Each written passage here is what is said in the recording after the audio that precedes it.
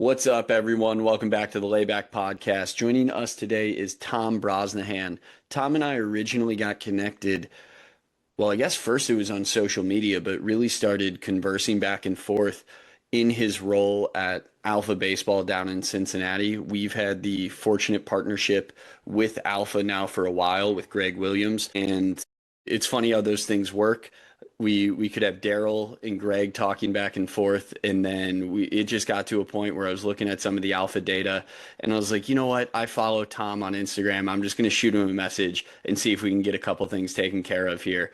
And our amazing 2020, I guess it was back then, it was 2025 world of instant messaging and being able to get back and forth and hop on a Zoom and discuss. We had all those problems solved in a matter of a week, Yeah. just with some quick conversation. So yes, that is my, I guess, start of the relationship story with Tom is just your typical 2025, 2026 love story where you just connect on Instagram, you share a couple DMs, you laugh back and forth. Next thing you know, you're suggesting workouts to one another, and there you have it. Now you're on a podcast talking. So, Tom, I know that didn't cover a single thing about who you are and what you actually do on the day to day, but I would rather you talk about that because you know your story a heck of a lot better than I do. I just figured I'd give the masses a little look into how we ultimately got connected. So, Tom, thanks for coming on and looking forward to the conversation today. Yeah, I appreciate it. All right. Like you said, yeah, I'm the head strength and conditioning guy here at Alpha Baseball. I also do a lot on our throwing side. I do all of our return to throw work, whether that's Tommy John, UCL sprains. We've had a couple guys with some shoulder problems, everything from like your big surgery to bicep tendonitis type stuff. Passion started way back. You could go like about 4 years old, played baseball all the way through. Started my career at Ohio University as a catcher, bounced around, played a little junior college ball, and then finished my career at Western Carolina. Down in the mountains, if you've ever been in Western North Carolina, it's heaven on earth. I caught my first four.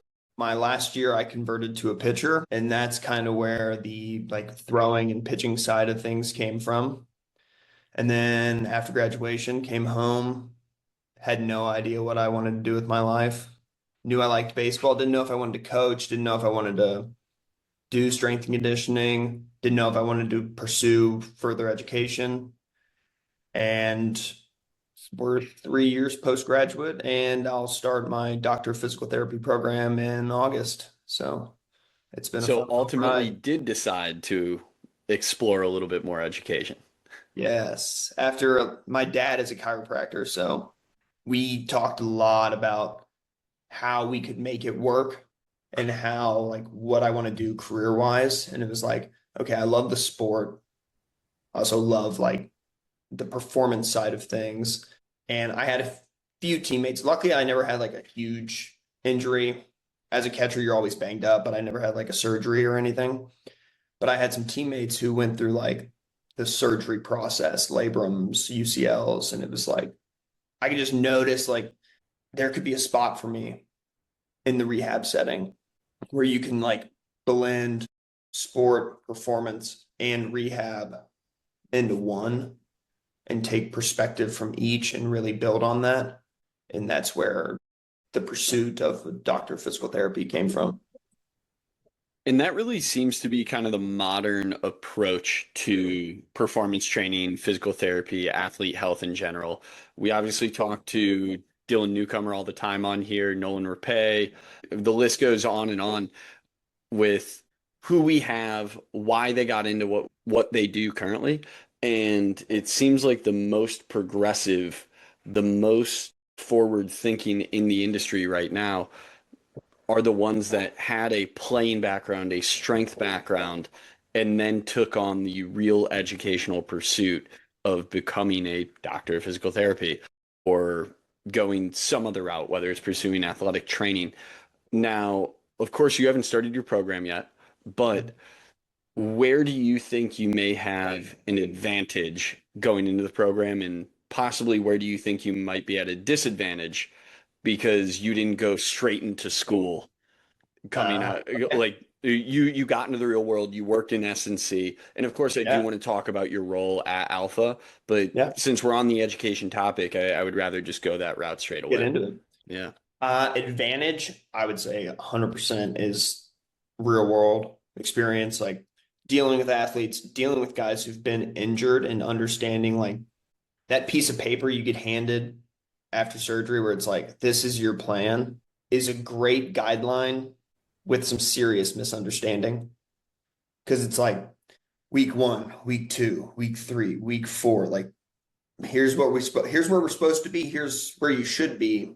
But that doesn't happen. Like that's not 100% clip where it's just like we're there. What do I do if he's not there? And I think for me, that's where I'll have a little bit of a leg up where it's just like I worked with a kid who was 18 months post-op Tommy John, and he was a 90-mile-an-hour arm as a sophomore in high school, and we couldn't pull down 78. And it was one where it's like, hey man, like we have a lot of work to do. Now you're playing like motivational speaker, psychologist, like all of that, and being like, we've made it. Like you have to keep pushing. We are out of this, we are out of surgery, we're out of rehab. Like you're 18 months out. Like it is now time for performance. It is time to play. Like we have to get that mental block away from us and just push. Obviously in a safe manner, but also like there has to be that line where it's like I'm approaching almost being out of control, but we have to get there. We cannot stay below the threshold forever. Because if we want to play at the highest level, if you want to get back to where you were, your rehab protocol can only take you so much. Like your brain has to also be there to where it's like, I'm confident in what I can do. And if, God forsaken, if it happens again, like we'll have to deal with it. We'll have to go. But like, at least for me personally, I'm a guy who's like, I'd rather die on the sword than never make it back. Like that to me is like a worst nightmare scenario for guys who I work with. It's like you have to be the guiding hand to get them there, but they have to do the rowing. They have to row the boat. Like we have to push eventually because I don't want to see a kid who is super high talent have this traumatic event and then it's like this is horrifying. Like mentally it's destructive to kids. It's like you see them post-op and they're just like, what do I do? What am I? Because for a lot of high school athletes, their sport is everything. And it's like, I'm lost. That's my identity. Like, you don't want to see them never get back to that. So that's where I find a lot of passion in it, where it's just like, I'll be the guy who will hype you up. I'll be there for the good days, the bad days, and everything in between. I'll be there to smack you on the ass, pat you on the back, like whatever it takes. But it's like, we got to go. This is a you and I. It's not, we're not, that piece of paper is not going to get us there. Doc, the surgery is not going to get us there. It's us. I do feel like a lot of that comes from the athletic world. It comes from the S&C world. Not only does it afford you the experience with confidence and a positive mindset, or I guess being able to handle the ups and downs, the standard like athlete approach to things that Yeah. nothing is ever going to be sunshine and rainbows. But where I also think this potentially provides an advantage for you is the ability to be creative in the sense that no case is the same. And the problem is when you go off of guidelines or you go off of a sheet of paper, it limits what you can do creatively. It limits what you Oh can yeah. do from a programming perspective. And instead of trying to find potentially outside of the box solutions, everything is a nail to a hammer. And I feel like that's what happens in a lot of traditional rehabs of the, hey, your elbow's hurt. We got to restore range of motion and we got to do your throwers 10 and we're just going to focus on those few things. Now, of course, you do have to get the elbow strong. You should restore range of motion. You have to create a system that can handle force, but you know how these things allow the athlete to go from the training table or go from the rehab space back to the field. And ultimately, you need to be able to rotate a certain way. You need to be able to function on unstable ground or make a cut or whatever it is. trust your stuff when you have a batter 3-2 in the bottom of the ninth. Those are Yeah. all very real things that I think come from real world experience. So this is me just kind of, I guess, reassuring you if that wasn't in your mind at this time. I'm sure it was, given the journey you've been on going into school and kind of assessing where you might be, what's in front of you. But I definitely think that is a key component that you're going to have as a notch in your tool belt when you go, or notch in your regular belt or tool in your tool belt. I combined two different phrases there. Yeah. But when you go into school this August, Yeah, that's actually probably my favorite part in the return to throw is getting to kind of like, because we see it all the time. Guys will just like, they'll throw out of their stretch for 16 weeks at a super sub max velocity. And then next thing you know, they're supposed to be on the mound and now moving like a robot. And that's where I find a lot of fun where it's like, hey, we're gonna throw weird quotes. We're just gonna use a ton of different strains. We're gonna use a ton of different implements, and we're gonna just ride with it. Like my first 2 weeks of throwing for guys, I have them scheduled out. It literally says be Josh Allen, and we got a football, and we're moving side to side, trying to be athletic, and we're just tossing it just to get them away from that. Like the last time and the big time I threw a baseball was when I blew quick my. time out. You know you're in Cincinnati, right? And you're Oh telling yeah, guys I to know. be Josh Allen. Yes. You're not telling them to be Joe Burrow. No. Wow. Six 6'5", 250 is a lot cooler. I like the gunslinger. Hey, I needed to make sure that that was covered. I wanted to make Hmm. sure you understand where you I'll are get so much hate for geographically. this. My parents are from Kansas City, so not even a Bengals fan. I'm sure that creates some tremendous debates and fights on Oh, it's the terrible. training floor with you guys. Last night when the Chiefs traded up 6 or 3 picks to get a cornerback, I got like 5 texts, and they were like, "What a stupid thing to do." And I was like, "Okay, sorry guys." I'm glad that's what your athletes are texting you at 9:45 on a school night.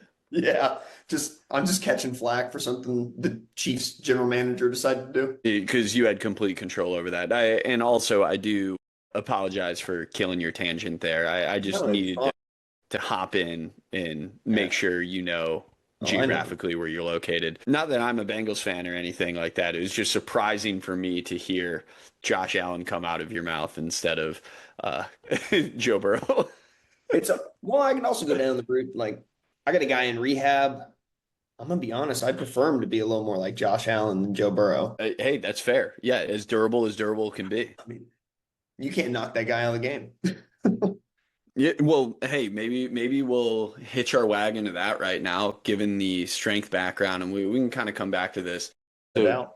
if we're looking at a guy like Josh Allen, it is kind of weird to say that the modern baseball player is starting to look a lot more like that. The days of old, back when your average middle infielder was 5'10", 5'11", 170 pounds, and now you're seeing catchers and shortstops for that matter both be 6'4", 210 plus. You're having absolute mammoths on the baseball field. Obviously, you can't control your height. That's just kind of something you're predisposed to. That's Now, I think some of the surgery outlets in Turkey might feel a little bit differently. And if you had a guys want to couple inches sponsor in my us, femur. yeah. If you guys want to sponsor us and give us deals for femur elongation or tibia elongation, sure, we'll accept that. We can definitely be bought out as a podcast. I am willing to admit that to the masses. We'll accept a sponsor from just about anywhere. Not maybe not everywhere, but just about anywhere. However, you can 100% control your strength and your explosiveness. Well, of course there are limits, but you can control those things, and you can at least pursue getting better at those things. So I know you yourself are a relatively large man, Tom, but I would love for you to kind of go down the road of your exposure to the weight room, what you've learned, and maybe what you're seeing in your current high school athletes. All right. Exposure to the weight room starts a long time ago. I think I started working out when I was like 11, and it was introduced to me in my garage by my dad with a cement-filled PVC pipe where I learned to power clean and overhead squat. And that's where we started. From the chiropractor. Yes, of course. Yeah. Smart guy. He started me off. The base was there and I ran with it. And I have not left the weight room since. It's to my detriment, I think. I spent more time working out than skills practice. I just loved it. And it was one where it's like I loved the suffering. Like there was like no better day than when we walked into the 6 a.m. weights when I was at Western Carolina. Up in the mountains, it gets chilly still. So we're like 6 a.m. It's like 28 degrees. We're going outside for our morning warm up, and it's just like I love this. I've been up since 4:45. I've already eaten breakfast. I've showered. Like I looked forward to it, and it was just we could have like just the worst leg day of all time, and it was just like this is gonna be great. You just have a big smile on your face the Yeah, it entire was just time you're like in there. I also he my dad was a college football player, so it was one of those where like you're gonna have a mentality of like you can't kill me. Kind of just like hammered into me. So I was like, whatever. We'd have conditioning and it would be like, this sucks, but it doesn't matter. We're just gonna keep going. So what are you seeing now, or maybe what are you programming for your guys? Because it sounds like to an extent you grew up on the you can't kill me. So I'm sure it was just the very much the meathead approach. Lift as much as you can, as often as you can. No, like I said, he is a chiropractor, so there's like some smarts to it. But it was also like you need to be strong. Like the old saying, weak things break is a fact. But you also have to have that general base is I think the most important thing because for a time it was baseball specific, sports specific, and I we're seeing that pendulum kind of swing back and away from that because what I'm seeing with a lot of high schoolers is they're just like super overskilled and super underdeveloped. I could count on one hand a kid who is like 210 pounds and throws like 94, but like 160 pounds throws 90. Those Got a are lot of those. Beacon Orthopedics down the street sees a lot of them. Sadly, a lot of the high school athletes I see, whether that's I go to a game to watch one of our guys or in the weight room, it's just a lot of underexposed to strength training. The idea of like you could drop a baseball player on any sports field and they got a shot. Like that's what I feel like what it used to be. It was like, oh, he can play football, he played basketball, but he's a baseball player. I think that's some of that has gone by the Hmm. wayside to a sense. And now it's like, well, he's a baseball player, he needs to only do baseball things. And so my biggest thing in the weight room is exposing guys to like good structured general strength training until a certain point when it's time to like, okay, we can get a little more specific. And it's exposing them to sprinting, plyometrics, all sorts of different just twists and turns of the body. Like, I don't want you to be a robot. I want you to be strong, but I don't want you to not be able to move. That's kind of where my head is. And that's kind of something that I like took from myself. It was like, we need to be able to play the sport, but don't take away from your ability to practice because when you were in the weight room, you just strictly copied those patterns. I see some guys who like only do rotational training, and then it's like, now we're going to go throw 150 times. And then the next day, I can't bend over to tie my shoe because my back is just fried. And so for me, it's just hammer the basics until you are so good at the basics that they're boring. And for a large sum of high school athletes, that time will be once they are in the next level. I want to expand on that a little bit. And you talk about hammering the basics. Can you map us out a little bit of what a program looks like? Now, of course, you don't need to share the secret sauce, but for the standard athlete that's coming in to work with you, what does a week look like? Are they in 4 days a week to work out? So it depends on the guy. We have guys who come in 4 days a week. We have guys who come in three, mostly for lifting sessions.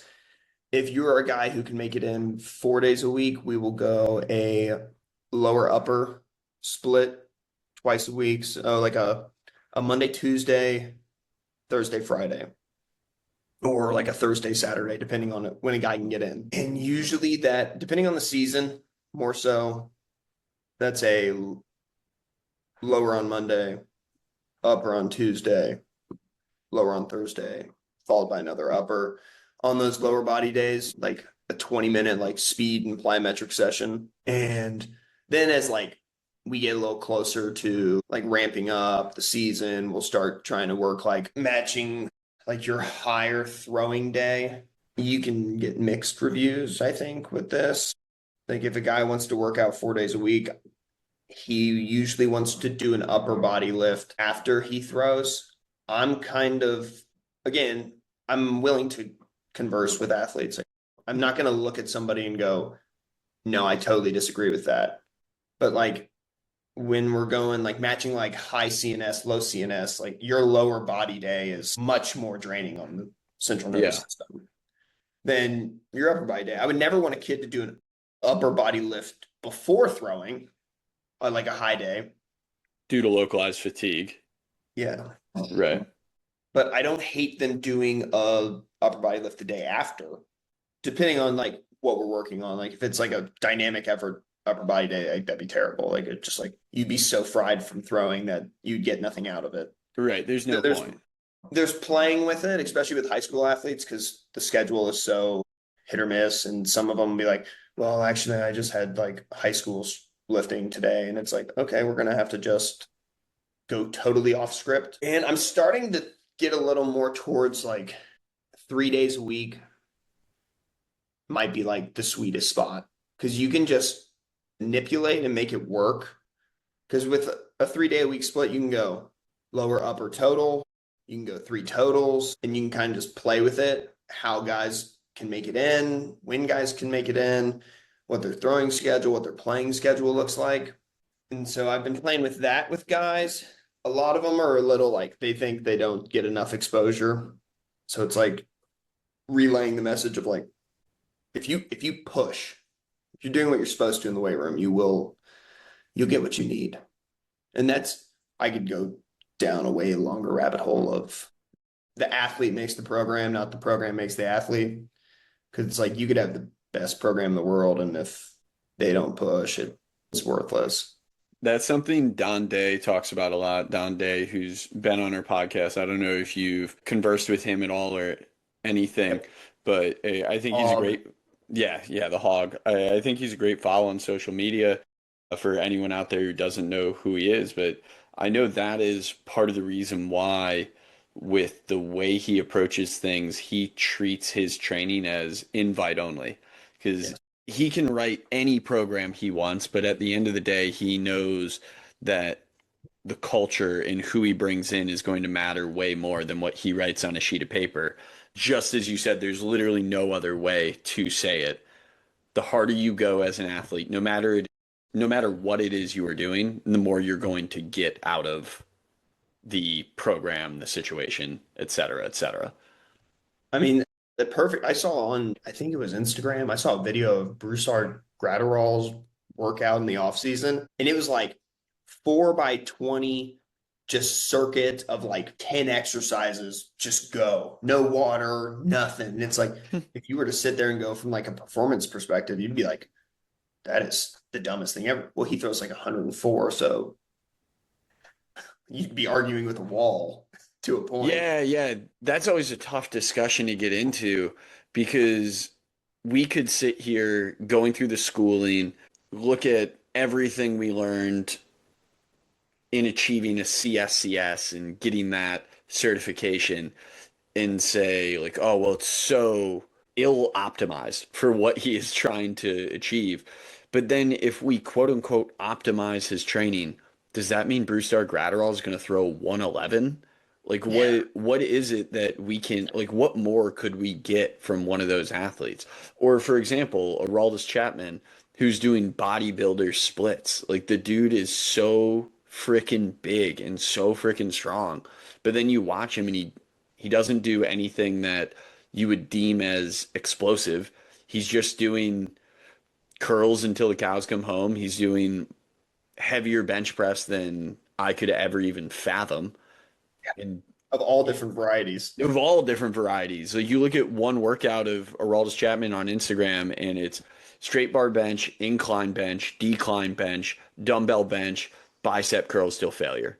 Like that's his Dumbbell workout. lateral raise, dumbbell shoulder press, like Oh yeah, and like that is the workout, and like that's just his like that's his chest day. And then yeah, you come back, and then he's dominates. doing rows all day for his back day or whatever. Like he truly is a bodybuilder, and the dude throws 103 still at however old he is now. So that's, I guess, now where the question comes in: how important do you really think optimizing is, or when are you going to try to push and move the dials to quote unquote optimize? This is a good one. I like this. I actually hate the idea of it. Okay. Like I think from like a facility performance perspective, like as like you play in college, you understand like maybe I did not play at the highest level. I do not know how like the SEC runs their days, but it's like when I was at Western, we if we had a team lift that day and we were inter squatting that evening, I remember going in and being like, our strength coach asked, "Who's throwing tonight?" 6 guys raised their hand. He's like, "That's awesome. You're lifting." Because it was just like we have a certain amount of training days, we have a certain amount of days we can play, and we got to go. Like we only have 15 weeks, and then you go home for winter break, and then you come back, and then it's we have to win games. I fear that so much in the private space is optimize, make sure like everything matches and it sets up players for failure at the next level due to no fault of their own. It's like this is just the space. Like college coaches are there to win baseball games, help guys get drafted, help guys play at the highest of their potential. But at the end of the day, it is if I don't win baseball games, someone else will be the head coach. And so I don't blame college coaches. I had a great relationship with mine, and but I see it all the time. Like you hear pitching coaches all the time. I need 8 guys. I need 8 guys that can take over the world. And it's like to sit here and go, yeah, you can take your hour 30 minutes to get loose, do your 45 minutes of correctives, then go through your 20-minute plyo routine, then go through your catch play. It's good for a short period of time until it's time to till you get that call in the 7th inning and you're in the bullpen, you haven't moved for 45 minutes, and it's like, hey, you need to get hot and you have the next hitter.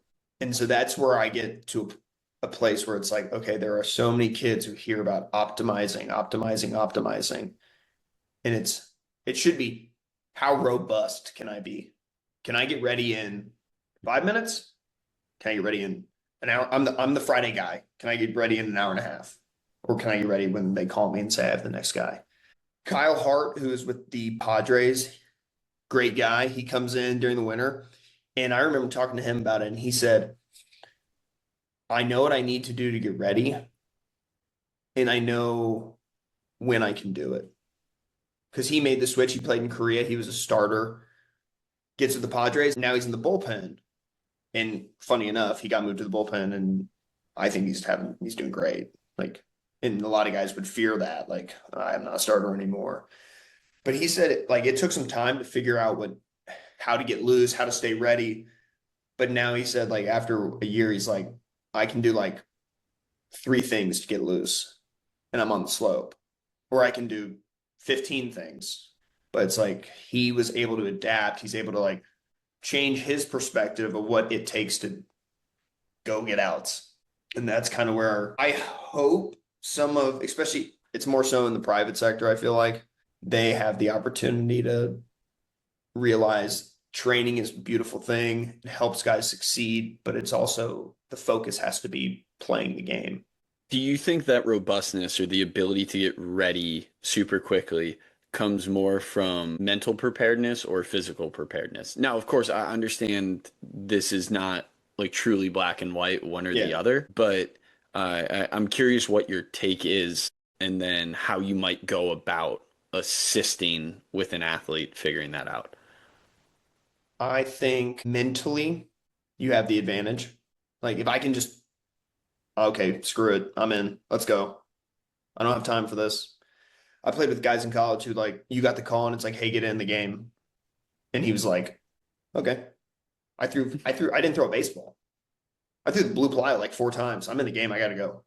But he was a guy who the work had been done. Like he trusted the fact that I've worked really hard. I've done all these things. I'm a, I can do this. It doesn't matter if you give me 30 seconds. I'm going to go out there and I'm going to compete like nobody's business. And he used to always say, I got 8 pitches on the mound anyway. So I think mentally, it's the advantage. And I think what we can do from a coaching perspective is instilling that idea in them early.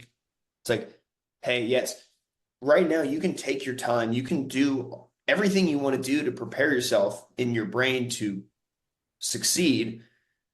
But I also want you to be able to pivot and go, hey, let's see if I can get ready to throw in 10 minutes today. Just like it's a light catch play day. Like I want you to take 10 minutes and get ready to throw. Throw a little variability in there now and then. I don't want you to do the same warm up every day. I want you to mix it up. I want you to heck walk out of the car and just be like, walk in the building and go, I'm gonna just get ready to throw right now. I'm gonna challenge myself to see how I feel. So I like that idea where you can just kind of like, this is something that I want you to do, but like I'm gonna challenge you to do it and make it seem like it's your idea. Do you think there is a way that you or other strength coaches, support staff can support athletes physically to take on this task? Is there a certain thing that they can do in their training?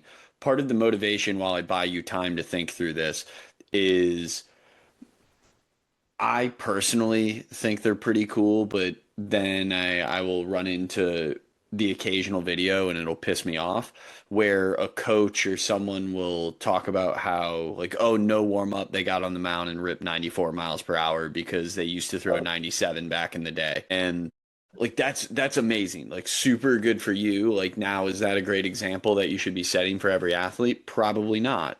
But also that is amazing that an individual has whatever, I guess, whatever it is, whatever that like it factor would be available to them, the elasticity, the explosiveness.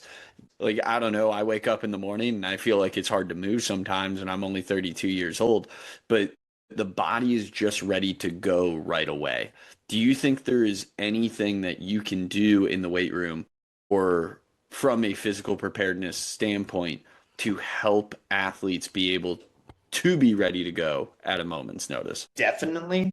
I don't think it's an exact like do this check mark, you're good. Like saying like guys, if you're really strong and you feel really good, you have probably a higher chance of being able to do something like that, where it's just like, I'm good. It's just like the muscle's super robust, the muscle's super strong. You more than likely can produce force at a moment's notice, but it's also not going to work like that for, I would say, like, I don't know, 60, 70% of guys, where it's just like, no, I need more time. It's like, because like I've messed with some guys in here and like the kid we were talking about earlier, where it's like he's 18 months into his throwing program and he's shuffling 78. And it's like, I haven't thrown a baseball all day. I worked out in the morning and I picked up a baseball and just started ripping it. Cause like I wanted to give him some of that like fire where it's like this old washed up guy just threw 5 miles an hour harder than me without even doing anything. It's like, would I tell any athlete here to do that? No, my career is over. I can do dumb stuff. But I will say that that well-rounded athlete, like we said, robust, has a good work capacity, is strong. I think his body responds faster to, okay, I have to get loose. I have to get ready to go. Like I can do this in 2 minutes just because those systems are ready to fire at a moment's notice rather than somebody who it's like, I gotta prime this. I gotta make myself ready rather than I walk in the room and I'm ready. I find it to be a very, very interesting area of study. And I don't think it necessarily needs to be anything that becomes clinical at any point.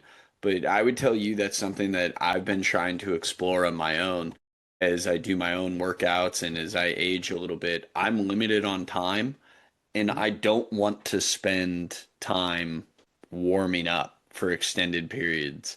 Now, it I'm was with you. different when I played college baseball and I was afforded 15 minutes to do a dynamic warm up before I ever had to pick up anything else.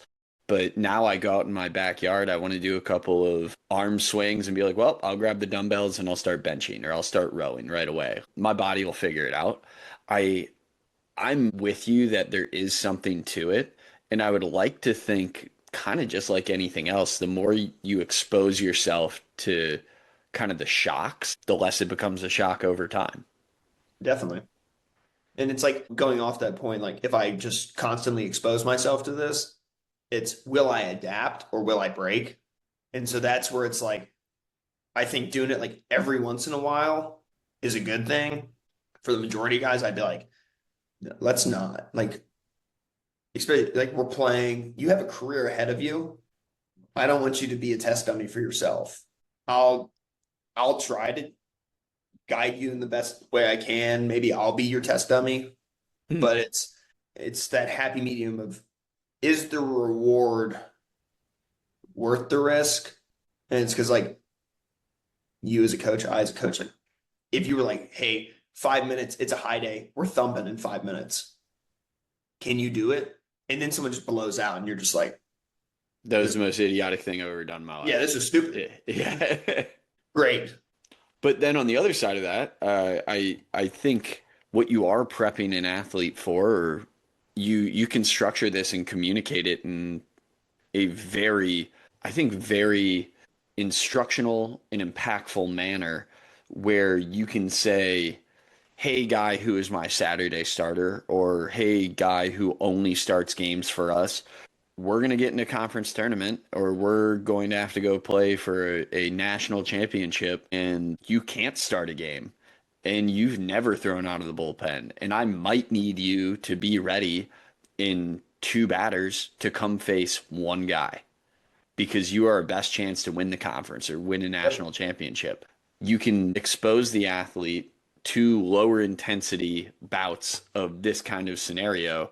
So if that situation comes way down the line and it is the stars aligning, the athlete has been prepared for it and it is no longer a complete shock to the system.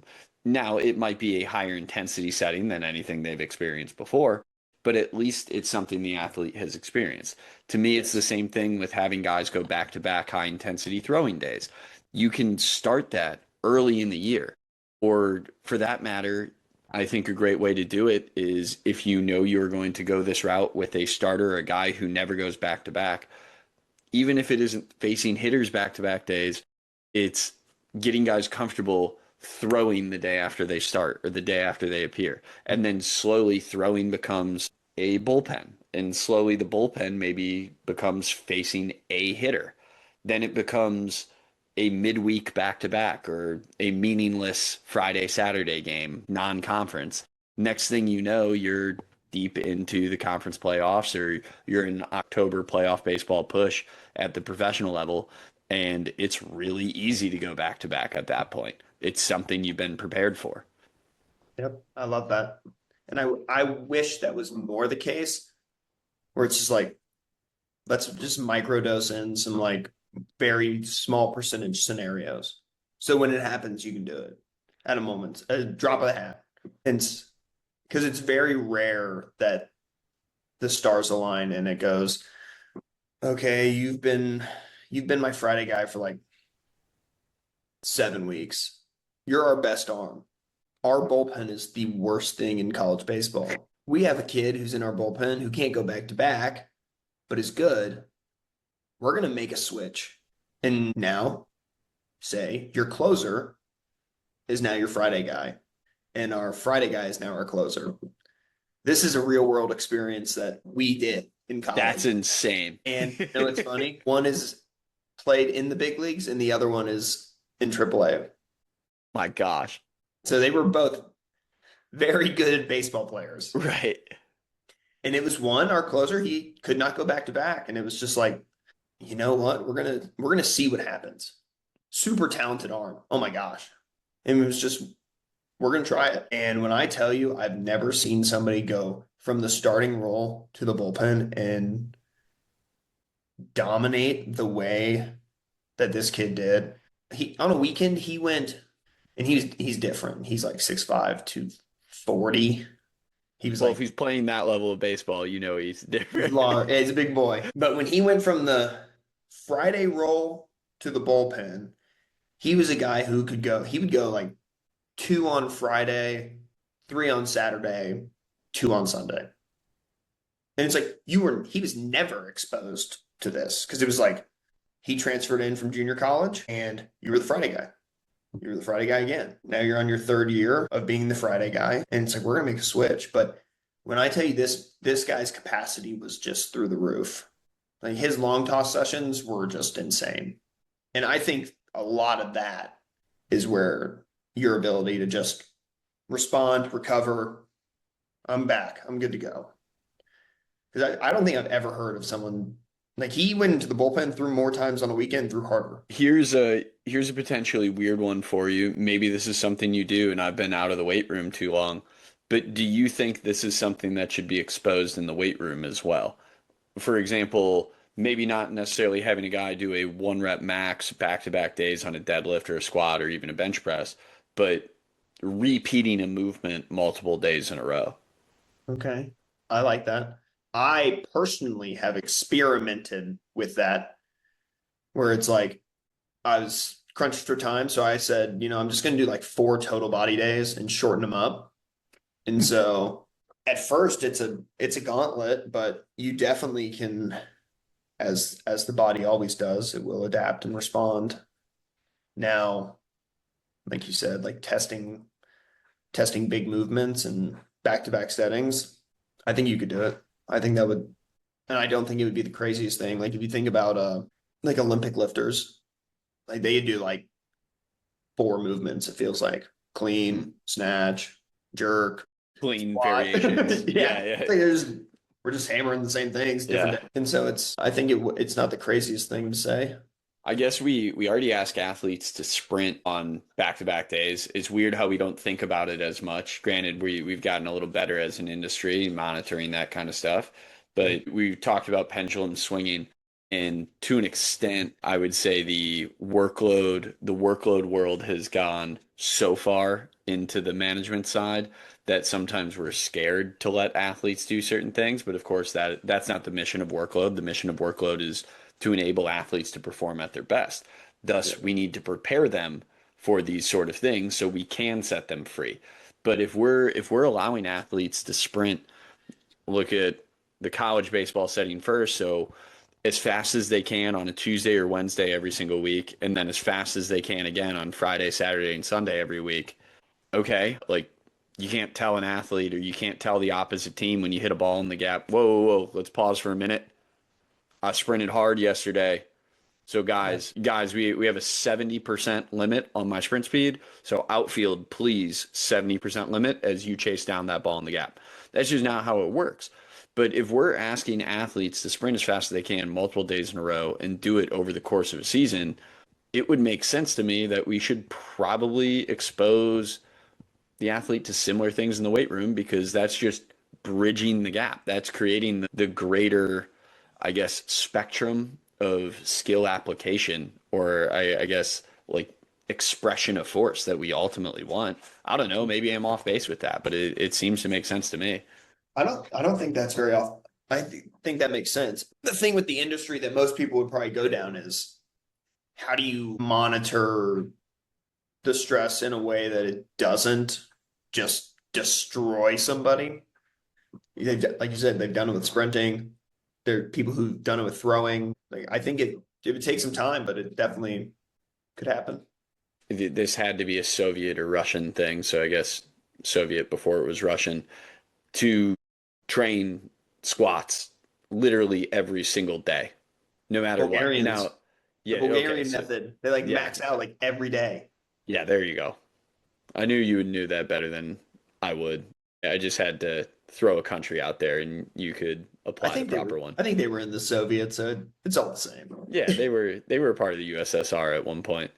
Yeah, Now, yeah, before we find ourselves in any geopolitical drama, I don't know if we can allow you to say it's all the same without saying that is a good joke.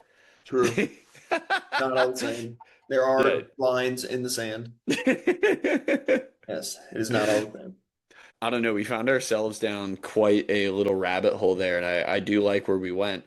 What is kind of funny is there's still an open-ended question that you haven't addressed yet, and this might be a funky one for you. Way back at the beginning, I asked you to address both the advantages you feel you have from going in the real world, as well as the disadvantages. So now after all that stemmed from the advantages, I am going to ask you to call back and I guess challenge yourself a little bit. Maybe the better way to phrase this, do you have any apprehensions or things that you feel like you are potentially ill prepared for going into PT school?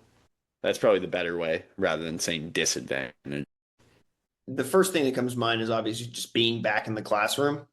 But I was graciously granted the ability that during undergrad, I missed a few classes that would put me in line for physical therapy school. So I had to take some prerequisites leading up to it. And if I would not have done that, I would say 100% it was just being in the classroom and like remembering what it's like to learn from a professor. But because of that, I think I've really like perfect storm kind of thing. Had to take a couple classes to where it's like you're going to be going into school not burnt out from learning, but like it's kind of like reinvigorated like the spark of it. The one disadvantage, I was a guy who in undergrad, not a big study guy. I was very on the wave of if I don't know this now, looking over it for an hour is not going to help me. And I know for a fact that's going to have to change. Well, if it means anything, and hopefully this offers reassurance in the proper direction, as opposed to the improper direction. But a couple weeks ago on the podcast, I asked Brian Hunter a very, very similar question from going straight out of college to playing in the Reds organization to then going back to PT school after retiring from professional baseball. And he said one of the greatest perspectives he had, I don't even know if we could share it as an advantage, but it was that at the end of the day, the grade doesn't matter a ton. It's just, do you know the information and can you apply it? So Yeah, for him, he said it helped him reconcile with what was actually important in school. Like, yes, he wanted to do well, and he's a smart guy, so he did do well, but he didn't need to kick himself in the ass at 2 a.m., burning the midnight oil when he has a wife and he's starting a family and he's doing all these things to get a 100% on an exam. it's If true. he knew he was going to do well enough because he understood the information enough to apply it, technically he did his job. Now, doing really well That's a is cool, but I thought that was very valuable. It's not to say that we're just striving for mediocrity and just striving to pass, but at the end of the day, the last person in your graduating class is still a physical therapist. that's very true. But I think that's an important perspective where it's like, because he didn't say just skate by. He's like, I know this. I know the information. There might be some things that slip through the crack that will not allow me to get 100%, but I know the information. Right. And that I think is the important piece because it's like everybody's been to school with guys who were just like, or gals, they were, I'm going to learn this for the 4 weeks I need it. I'm going to take that exam. I'm going to do really well on it. And then if you ask me 2 weeks from that point about something, I have no idea. Right. It's not real learning, it's memorization. Yes. And that's where I think there's a big flaw. And we can get back into the education piece. And it's like where grades are just like, I'm just going to memorize it and then it's gone forever. No, that's a massive problem. And truthfully, I believe that is why I did so much better in college than I did in high school because I actually got to decide what I wanted to study. And I remember having that conversation even with teachers in school. I would do unbelievably well in certain classes, and then others I literally did the bare minimum to not skate by, but it was like, I'm not going to put in extra work to get the 100%. Like, I know this information well enough to get a B, and that's fine with me because I am not going to need this class or information ever again in my life. So then when a teacher or a guidance counselor, someone would come up and have the conversation of say, how can you have A's in all these classes and B's in all these classes where you're doing well in the hard ones? Or it was like, well, to me, it's not hard. It's just what I'm interested in. So Okay, by all means, I will go all in on that. If you want me to do better in the other classes, let me choose stuff I actually care about. definitely. I've always been that way. I It's think probably a little bit of a personal flaw that I will only really put effort into things that mean something to me, but it maybe to a detriment. It I don't know if caused that's a a, flaw. I don't know. I think it's how you get really good at something. So there, that might be another. We go back to advantage where it's like I'm going back with a purpose, and it's like that's something that I have a lot of passion for. So that'll really help me, obviously. But Now, do you think that will cause any unintended negative consequences for you that you're so passionate about baseball rehab specifically or athletic rehab? Now, of course, like I don't know I know where you're everything going there with is this. to know about you, but is there going to be something that's like, I just don't know if this is the most important thing to me? And do you think that might pose an issue while you're working through school? Maybe a little bit, but like I get a big kick out of specifically like that helping feeling. Like you could see like progression. It's like because in my brain, I don't care if you are the greatest player on the planet or the worst player on your like high school team. If you show me that, like, I'm gonna buy in to what you're doing, to what you're telling me, and I hope to see progress. Like that's a huge just kicker for me where it's just like this is awesome. So like to your point, like athletic rehab, like having to like in school, I'm gonna have to do like gym pop, probably work with a lot of like elderly, and it's like, is that something I want to do for the rest of my life?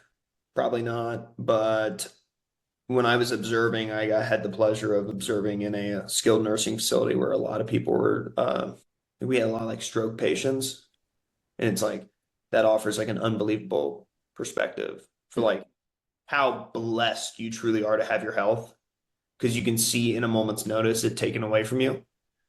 And so for me, that's like I almost like that more.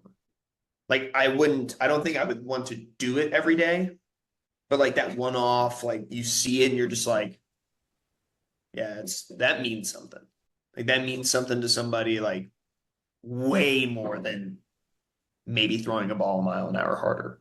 In like the big picture point of view. Yeah, I know it doesn't seem like it to the 16-year-old kid or the Yes, 21-year-old minor leaguer or whatever at that point, but no, I totally hear what you're saying. There's one thing to tie your identity into a game, and then there's another to be able to live life happily and healthily. And if you can actually help someone do that, that's probably pretty rewarding. definitely. So there's the piece where it's like I could be bored, but also like really like be rewarded for it as well. Re-anchor yourself in the bigger picture. Correct. Because in I think that sports in general, we lose sight of life to a sense. Like, Well, it's our wonderful escape. That's why yes, we all love this thing so much. We forget about everything else that goes on. this is very true. Even on those days where you're like, this is the worst day of my life, and I can't believe I gave up 6 home runs in a day. But it's just like, hey, it's just a game. Sure beats sitting at a desk from 9 to 5. It's true. At least I think it does, personally.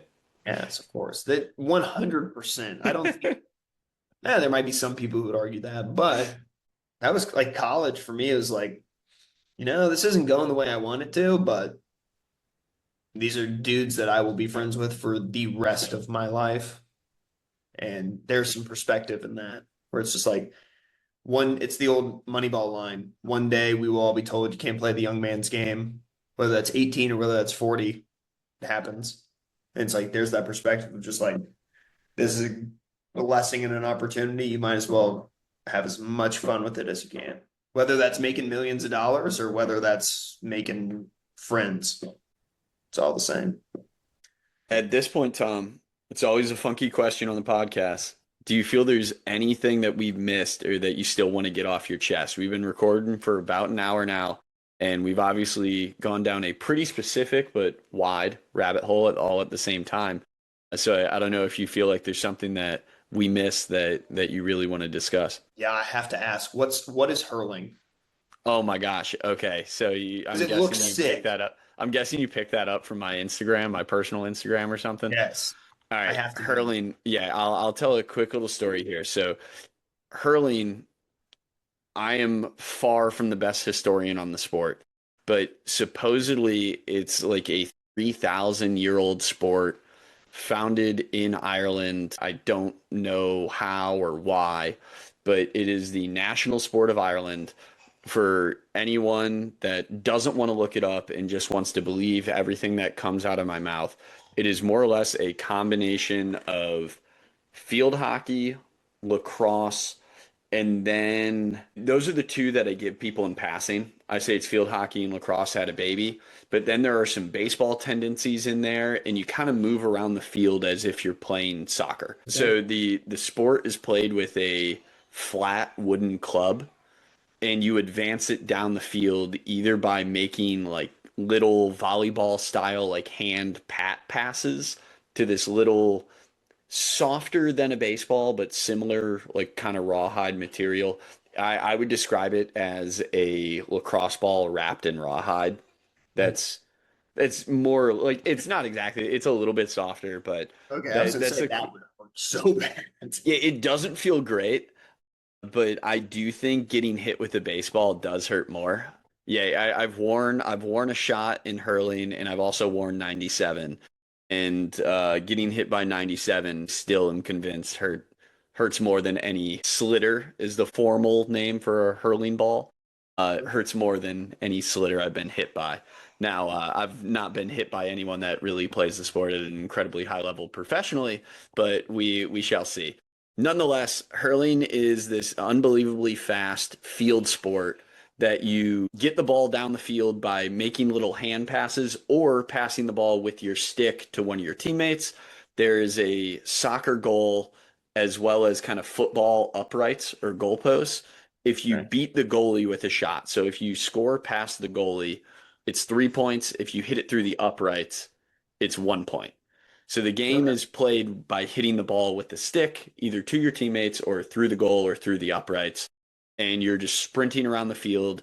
Your equipment is the stick and the kind of like hockey mask that you wear, the hockey helmet. And yeah, that's pretty much it. I got sucked into it because I left the coaching world of baseball. I was just doing Flex Pro Grip and I was spending too much money at the golf course, and I needed some other way to be competitive somewhere.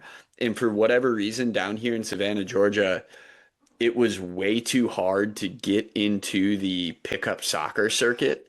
I found like I don't want to say like the official soccer league, but one of the pickup circuits that I found wanted to know my prior playing history, what my preferred position is. And Okay. I basically had to fill out like a player resume. I was like, this is way too serious. I'm not doing this.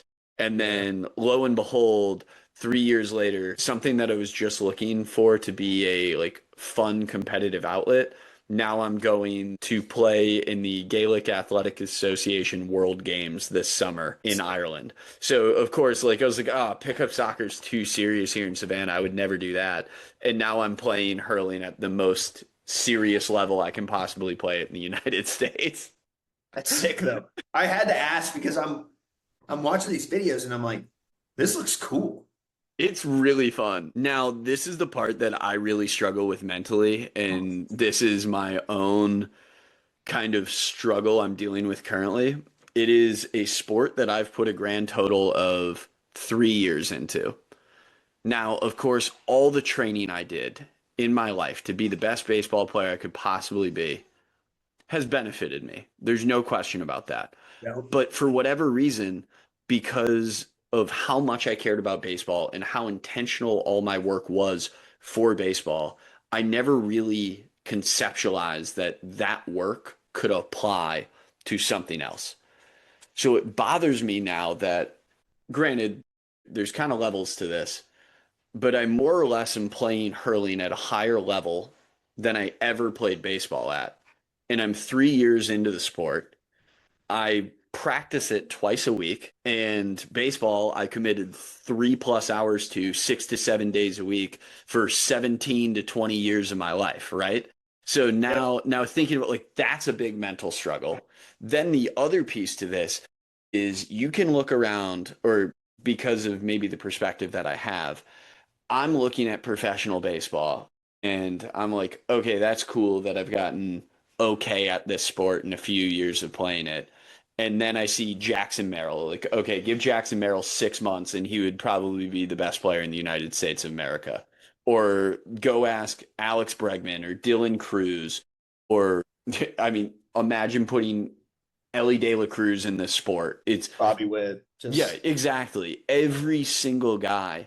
And it bothers me that it's like, oh, wow, like, I guess relatively to the people I play against, I'm decent at this.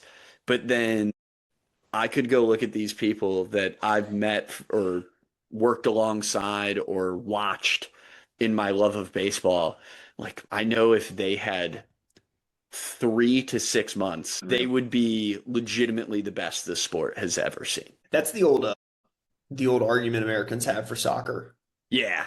Well, if we didn't play football or have all these other sports, like we'd be so unbelievable at it. And it's like maybe that's how I like to look at it. Maybe I mean, definitely maybe, but then for me, when I see the skills that have transferred for me thus far, granted, I am the still hand-eye is so probably I'm still so far from playing at the highest level that exists in Ireland.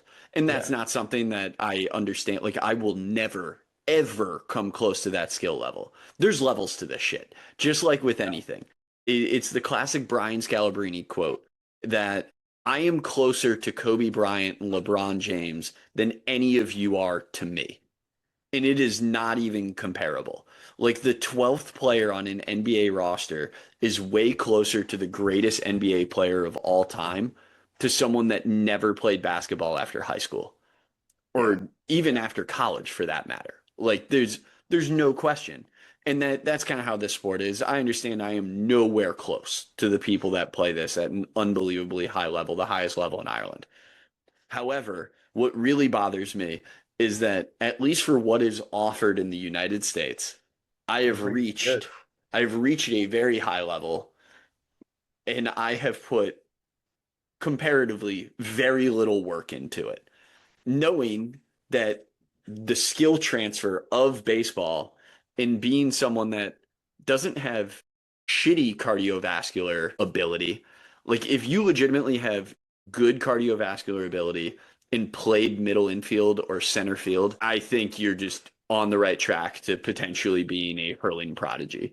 If your hands work and you can run. Yeah, yeah, legitimately. And then it helps even more if you're relatively ambidextrous.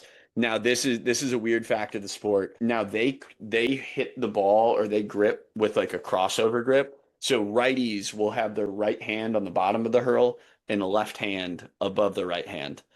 So then like, it's very wristy shot. I throw right-handed, but in baseball I hit lefty. Okay. So my dominant side I is my left side. However, what that enabled me to do in the world of hurling is have a skilled weak side from the start. And then my quote unquote dominant side, which is my personal weak side, has been what has progressed over time.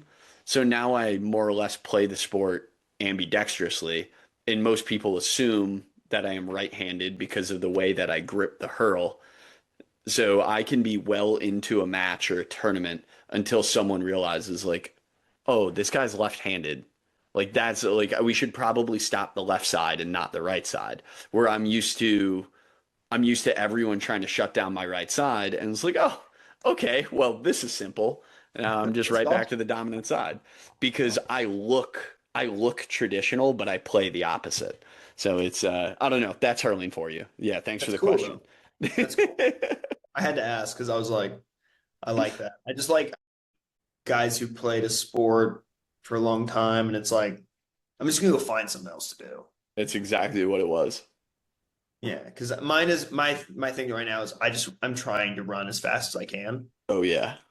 and it's like I just want to be above 225 and run in the 4.6s for a 40. And it's like that's all I care about. So sick. I want that too. I just But hope I don't tear my hamstring. That's hamstring, Achilles. Where I need to knock on wood now. my desk is wood. I got you. Where it's just like I don't care about anything else. I just want to do this. And you start talking about a warm up, and that's kind of where I am as well, where it's just like, dude, I'm not taking 15 minutes to warm up, not doing it. So I just like, again, hope for the best. I'm just gonna give myself 3 minutes. Maybe I'll like jog, jog, jog, do some pogos, hit maybe a split stance ISO, and then we're into plyometrics and we're sprinting. But it's just like, let's rip. Some of the best advice that I received on that was a guy named Matt Tomitz, who now currently works with 1080 Sprint, was formerly a strength coach with the Northwestern Wildcats.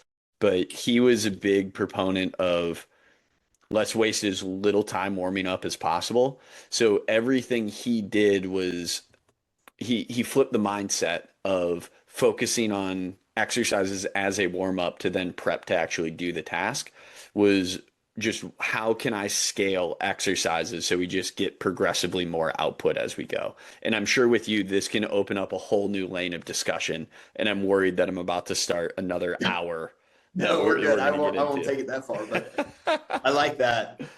No, I like I, that. I'm a super big fan of it, and I would say that's something that I guess I've tried to apply now that time really is of the essence for me, and I need to get things done quickly.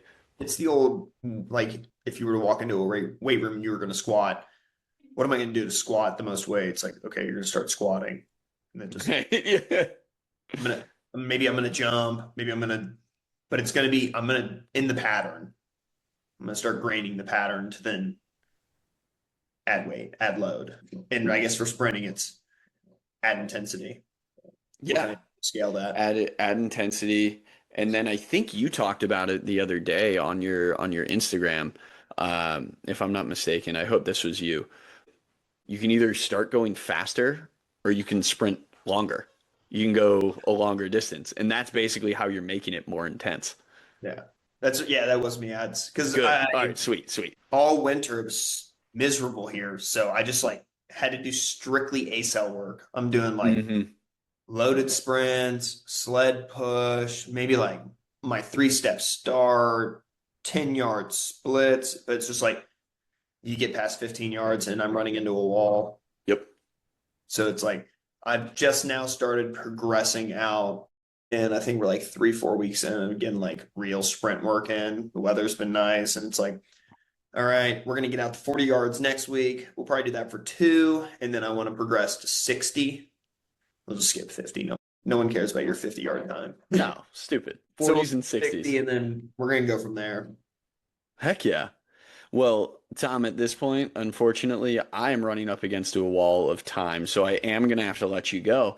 But before I do, how can people get in touch with you or follow along with your sprinting progression? All right. Instagram is the way for me. That's about all I use. And that is Tom_B_SPT. There you have it. I'll probably follow you back. So that's another one. There you go. That's the carrot dangling for everyone. He will likely follow you back. And hopefully I will inspire you to try and run faster or lift That's heavier. right. That's kind of I'm the whole doing thing. those I'm doing those lunge switches because of you. So I'm in this They're with you. fun. They're good. They're hard. Wait till you get a barbell. Yeah, I have one, but it's rusty and it's bent. So I don't know. I got to clean it. I got to figure it out. I don't know. We'll see. Man, I made my own buffalo bar. That's pretty sick. So Yeah, maybe that's a future series. We can do DIY workout equipment with Tom Brosnahan. that'd be But sick. yeah, we'll write that down and we'll revisit that as a Dog Days of Summer podcast potentially, or next spring when I'm fighting for guests because everyone's in the middle of the year. Everyone's busy. But Tom, this was a pleasure. It was great to talk today, and I guess explore some topics that we don't normally talk about on here. So I appreciate you giving me the runway to talk about hurling a little bit, which is a completely different world for me, which normally doesn't Of collide with Flex course. Pro Grip, but I got to do it today. That's fun. It I is. appreciate it. This was awesome. Yes. Well, until next time, man, I'm excited to talk more in the future. And of course, to everyone out there, thanks for laying back with us.